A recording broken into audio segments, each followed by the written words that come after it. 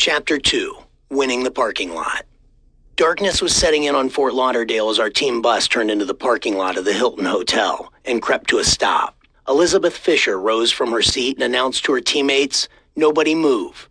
On the surface, Fish was the girl next door. With straight blonde hair, soft blue eyes, and a friendly face, Fish was positively approachable. She was kind and gentle with an easy smile, the kind that can only come from a warm heart.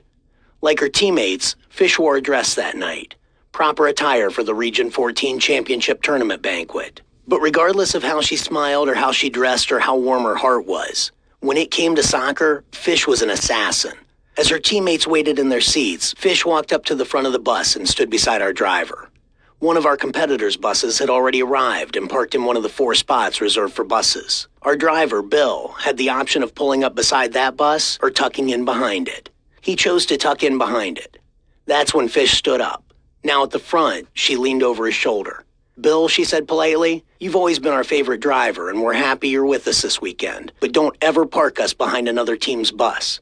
We plan on winning everything this weekend, and that includes the parking at this banquet. Now pull us up beside that other bus and make sure we park a little bit ahead of it." Bill, a kind man late into his 60s, did as Fish instructed, parking our bus and nose past our opponents. From my seat in the front row, I hid my grin and thought, yes. Fish arrived as a decent, hard-working soccer player with a good attitude. But it was in our program that she developed that edge that took her from being a decent soccer player to being an unapologetic conqueror.